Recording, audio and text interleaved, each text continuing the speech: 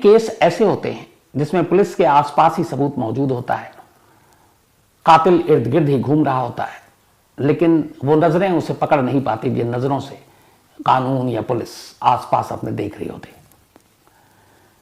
बहुत बार ऐसा भी हुआ है कि शक जिन लोगों पर था वो गलत हुआ, कई बार ऐसा भी हुआ कि जिन पर शक था वो सही निकला। आज की कहानी एक ऐसे कत्ल की कहानी है जिसको सुलझाने में पुलिस को लगभग 10 से 11 साल लग गए।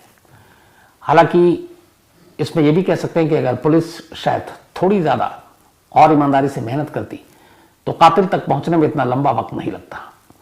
कहानी 2004 में शुरू होती है। कहानी महाराष्ट्र के पुणे शहर की है। पुणे में एक लड़की रहा करती थी जिसका नाम था अर्चना सांगले। अर्चना सांगले एक ठीक ठाक परिवार से पढ़ी लिखी लड़की। जब पढ़ाई पूरी हुई तो घर वालों ने लड़के की तलाश शुरू की। एक अच्छा खासा नौकरी पेशा लड़का उन्हें नजर आया, रिश्ते की बात चली, दोनों घरों की सहमति थी और इसके बाद अर्चना की शादी कर दी जाती है। अब अर्चना अपने मायके से ससुराल पहुंच गई। सब कुछ ठीक था शुरुआत में, हनीमून पीरियड खत्म होता है। धीरे धीरे अब सच्चाई सामने आती है। मियाँ बीवी में बनती नहीं है। अर्चना और उसके शौहर में बहुत सारी चीजें थी, बहुत सारी बातें थी। मिजाज एक दूसरे से नहीं मिलते थे, राय एक दूसरे से नहीं मिलती थी।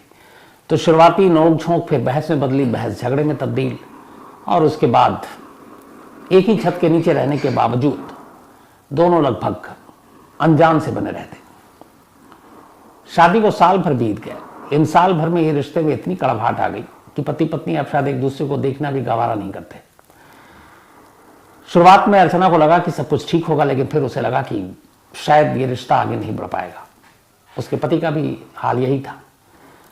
तो साल सवा साल बीतने के बाद अर्चना ने फिर फैसला किया कि वो इस शादी से बाहर निकलेगी, अपने पति से अलग होगी और एक अपनी नई दुनिया बसाएगी, अपने तरीके से जिंदगी जिएगी। और इसी फैसले के साथ अर्चना अपने पति का घर छोड़ देती है। पति का घर छोड़ने के बाद कुछ दिन मायके रहती है, फिर कहती है कि मैं कुछ काम करूंगी। शादी हो चुकी थी उसकी, अपने पैरों पर खड़ी होंगी, माँ बाप पे बोझ नहीं बनूंगी। और इसी सिलसिले में वो नौकरी ज्वाइन कर लेती है। अब नौकरी ज्वाइन करने के बाद वो आज़ाद थी, पति के साथ नहीं थी, सब कुछ ठीक चल रहा था।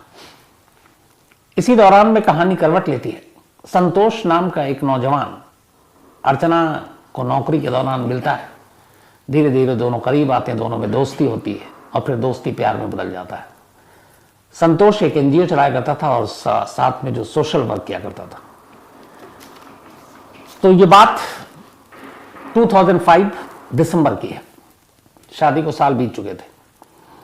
अब धीरे धीरे मुलाकात के बाद अर्चना को लगता है कि संतोष उसके लिए बिल्कुल फिट है, सही है, इसी के साथ जिंदगी आगे बिताएंगे। अब दोनों वहीं पुणे में एक घर किराए पर ले लेते हैं और अब साथ में लिव इन में रहने लगते हैं।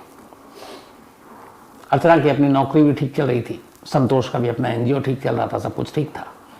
धीरे धीरे रिश्ते में और मजबूती आती है। फिर दोनों तय करते हैं कि आगे जब एक साथ रहना है तो क्यों किराए के घर में अपना घर खरीद लेते हैं। इसके बाद पुणे के एक पॉश इलाके में दोनों मिलकर एक घर खरीदते हैं, एक अच्छा खासा महंगा घर।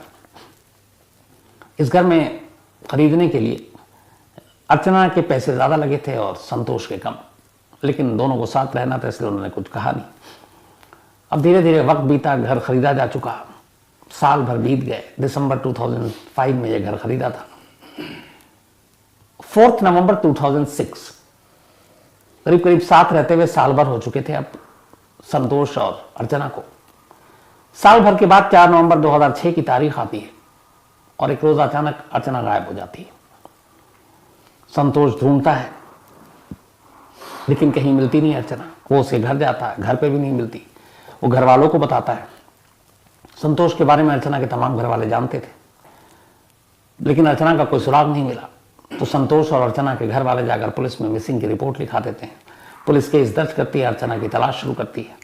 अब अर्चना कहाँ गई, क्या हो सकता है, इस बारे में जब घर वालों से पूछा गया तो घर वालों को लगा कि कहीं ना कहीं अर्चना का जो पहला शौहर, पहला पति है, वो अर्चना की गुमशुदगी के पीछे हो सकता है। क्योंकि अर्चना अब अलग थी, खुश रह रही थी, अपने पैरों पर खड़ी हो चुकी थी, अच्छा खासा घर ले लिया था।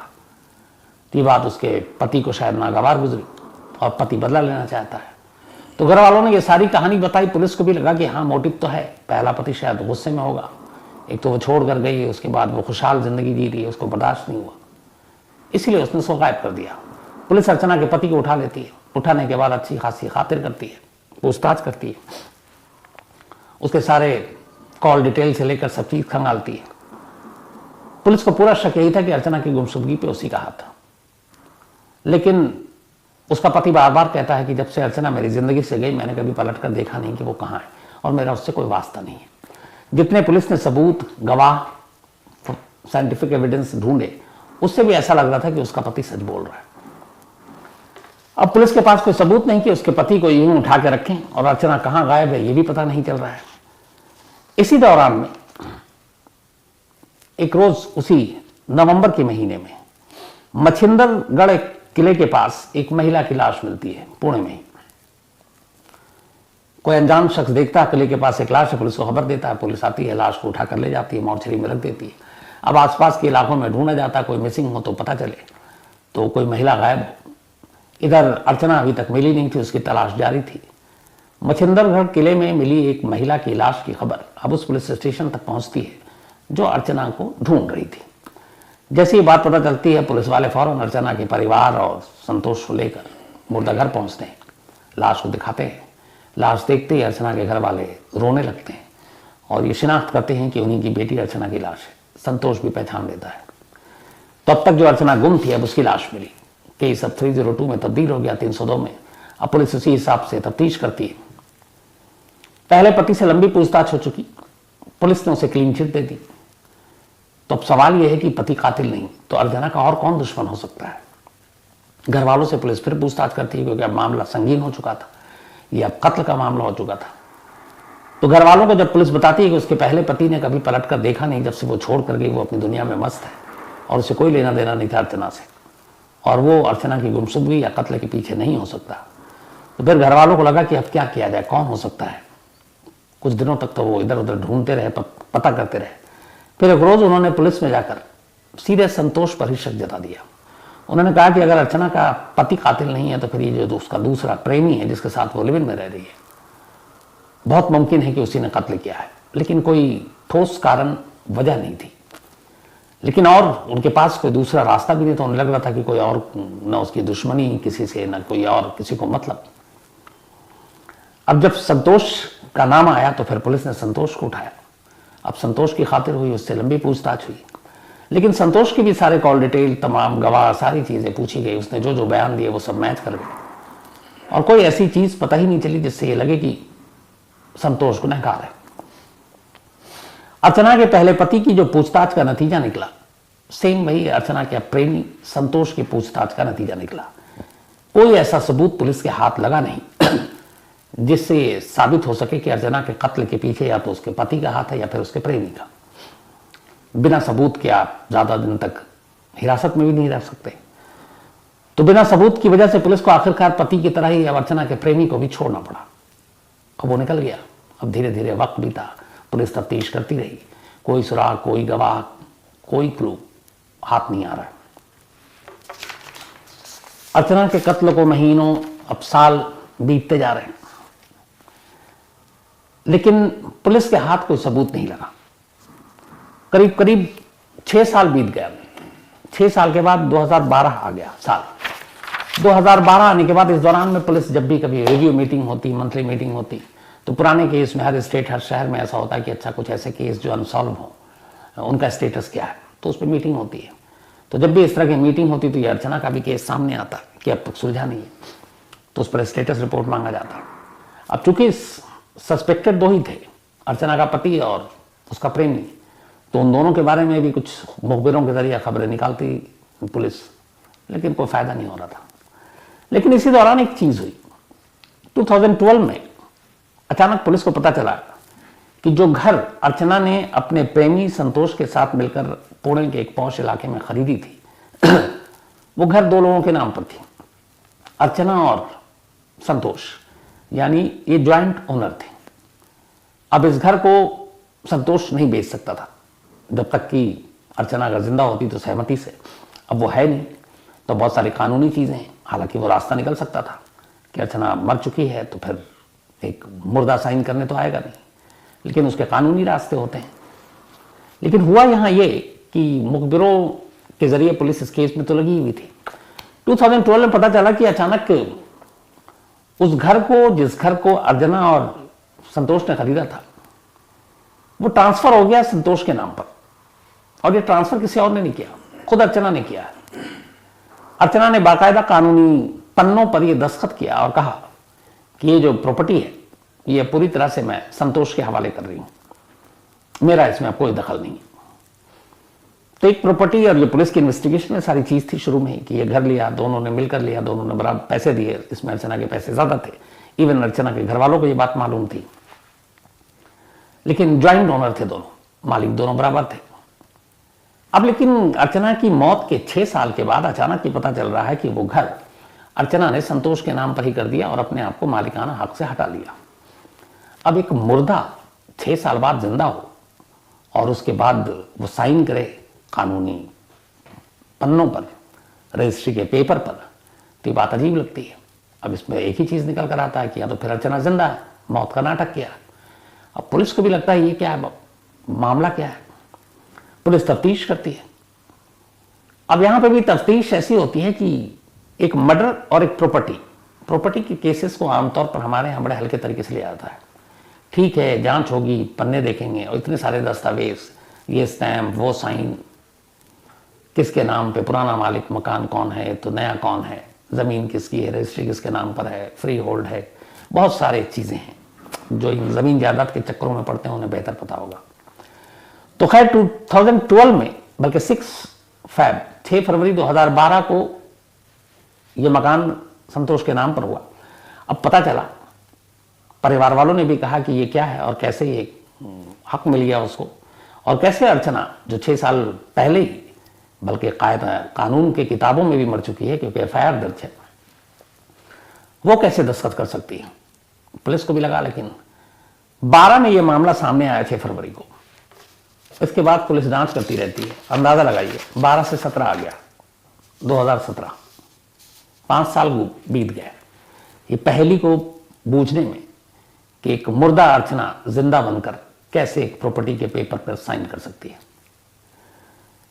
इस दौरान में फिर पुलिस ने, उस वक्त जब ये बात आई कि प्रॉपर्टी के नाम हुआ, फिर संतोष को उठाया था, पूछताछ की थी।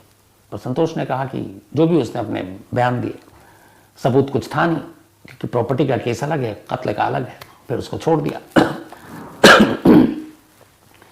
2017 आ गया।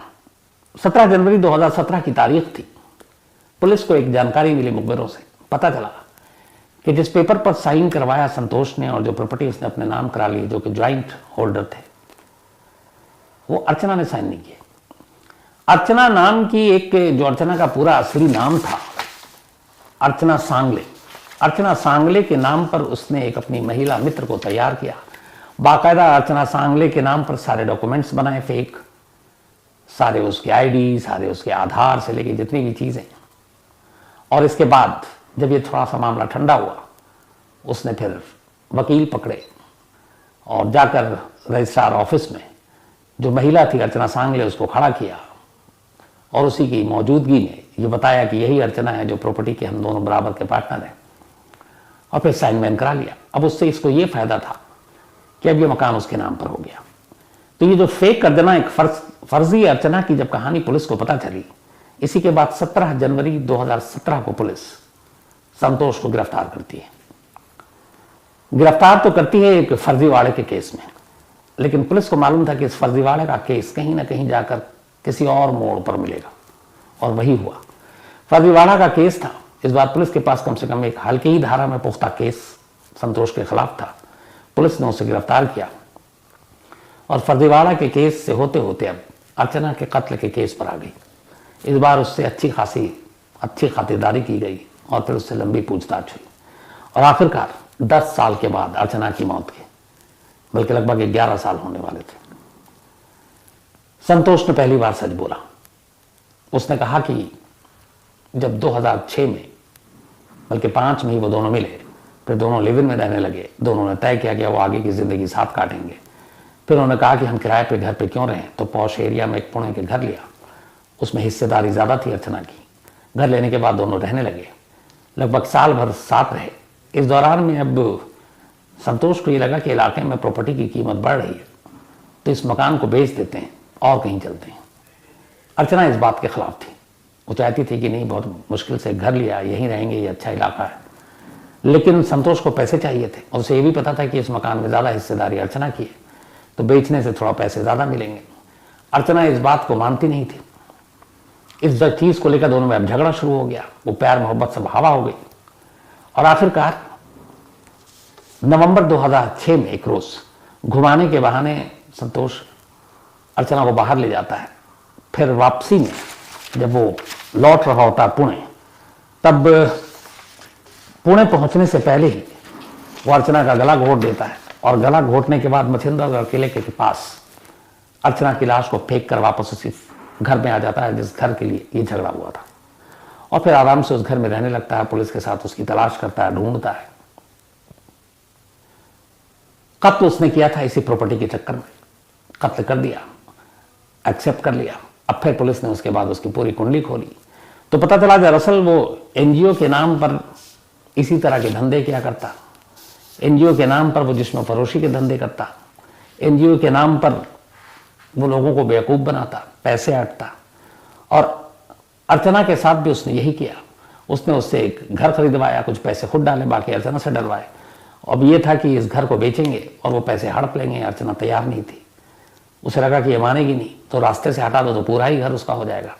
और इस तरीके से उसने उसका कत्ल कर दिया। और शक के घेरे में बेचारा खामखा जो उसका बेकसूर पति था वो आया, कुछ दिन पुलिस की हिरासत में भी रहा, अच्छी खासी पिटाई भी हुई, लेकिन कातिल पति नहीं बल्कि प्रेमी निकला। लेकिन फिर भी 10 से 11 साल लग गए इस केस को। हम यहाँ पे ये सोचिए कि अगर ये प्रॉपर्टी वाली बात 2007 में ही सामने आ गई थी कि फर्जीवाड़े से या फिर जो अर्चना जिंदा नहीं है उसका साइन कैसे हो सकता है, और उस वक्त पुलिस इस चीज़ को ज़्यादा बेहतर तरीके से इसकी जांच करती तो शायद 2007 में ही ये केस खुल जाता। लेकिन 10 साल और लगा दिया पुलिस ने। ऐसे बहुत सारे केस हैं जिसमें बहुत वक्त लगा, जो वक्त से पहले खुल सकता था। खैर, कहानी में आज इतना ही, लेकिन कहानी खत्म करूं उससे पहले वही अपना सिलसिला हरलीन कौर